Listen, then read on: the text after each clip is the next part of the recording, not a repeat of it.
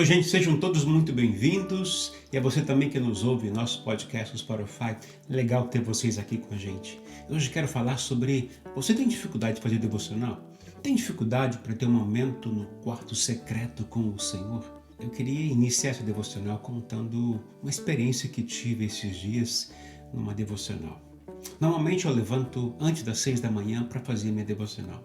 O que eu faço na minha devocional é o seguinte: eu oro ao Espírito Santo para que Ele fale comigo e me ajude a entender a palavra de Deus que eu vou ler.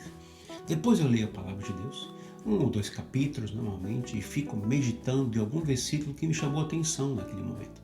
Depois ouço um cântico de adoração, canto, ali adoro ao Senhor e no fim oro mais um pouco. E aqui essa oração, eu escrevo minha oração normalmente no meu iPad, pois essa oração contém pedidos pessoais, familiares, pelos irmãos da igreja, por algum projeto. Por que eu faço isso? Porque no dia seguinte, quando eu for ler a oração que eu fiz, isso me ajudará a pedir, a saber melhor o que eu devo pedir e também a agradecer, quem sabe, a Deus pela uma resposta que Ele já me deu. Mas essa ordem devocional pode variar conforme o dia e o mover do Espírito Santo naquele momento. Agora, esses dias aconteceu algo interessante, algo que não foi a primeira vez, mas que teve algumas repercussões diferentes na minha vida. E para mim foi algo especial. Eu tinha levantado, mas queria dormir mais, pois tinha dormido pouco, estava cansado e com isso estava com preguiça de fazer devocional. Já aconteceu com você isso? Mas eu tinha que fazer. Isso que estava na minha cabeça. Fiz aquela oração rápida para iniciar e comecei a ler a Bíblia, mas não consegui me concentrar, estava cansado. Estava bem difícil para mim aquele dia. Dentro de mim eu dizia, eu tenho que fazer.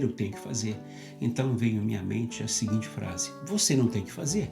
Eu disse, como não? E ela repetiu, você não tem que fazer. Eu logo pensei, isso é coisa da minha mente, né? Ou então é coisa do diabo. Então parei de ler e liguei meu alerta, né? Ou seja, está tendo uma guerra na minha mente. Aí fui então ouvir um canto de adoração, fui adorar ao Senhor. Enquanto adorava ao Senhor, o Espírito Santo me encheu naquele momento e falou comigo, você não tem que fazer devocional. Não é por obrigação que eu quero, mas por prazer de estar na minha presença, assim como você está quando está me adorando. Uau! Era o Espírito Santo me falando, eu não tinha percebido. Naquele momento parecia que eu não estava mais cansado e com sono. Fiquei adorando mais um tempo e fui ler a palavra do Senhor com outra perspectiva, com outro coração. Foi algo maravilhoso que Deus me deu naquele momento. Foi surreal. Ficou mais claro para mim, então, para entender da luta na mente para estar na presença do Senhor. Sabe, a gente precisa criar o hábito de fazer devocional. Esse hábito é uma construção do teu relacionamento com Deus. São nesses momentos que você se torna íntimo com Deus. É no seu quarto secreto que você conhece mais o Senhor, que você conhece mais o Espírito Santo, que você conhece mais Jesus. Eu já faço isso há anos, é muito bom, mas eu preciso vigiar para não fazer desse hábito uma rotina religiosa.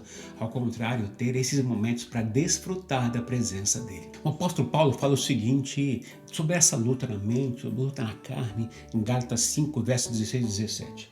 Por isso digo, vivam pelo Espírito e de modo nenhum satisfarão os desejos da carne, pois a carne deseja o que é contrário ao Espírito e o Espírito o que é contrário à carne. Eles estão em conflito um com o outro, de modo que vocês não fazem o que desejam. Existe um conflito entre a nossa carne e o nosso espírito. Se nós olharmos para a nossa vida, como cristãos, perceberemos que constantemente lutamos para não viver na prática do pecado, e lutamos para não satisfazer a carne, não é verdade? Mas infelizmente, em contrapartida, não lutamos para viver pelo Espírito, não lutamos para andar pelo Espírito, andar no Espírito, para obedecer a Deus, como diz o Senhor, como diz a palavra do Senhor aqui. Agora observe que esse texto que lemos em Gálatas 5 nos ensina o seguinte: aquele que nós alimentarmos mais é o que vai prevalecer. Permita-me repetir aqui, aquele que nós alimentarmos mais é o que vai prevalecer. Portanto, se não controlarmos, se não dominarmos nossos desejos carnais, se não sujeitarmos nossa mente à vontade de Deus, com certeza a carne dominará e vencerá. E como controlar nossos desejos carnais? Como controlar nossos impulsos carnais? Como controlar os desejos que crescem na nossa mente? A resposta é simples: obedeça a palavra de Deus.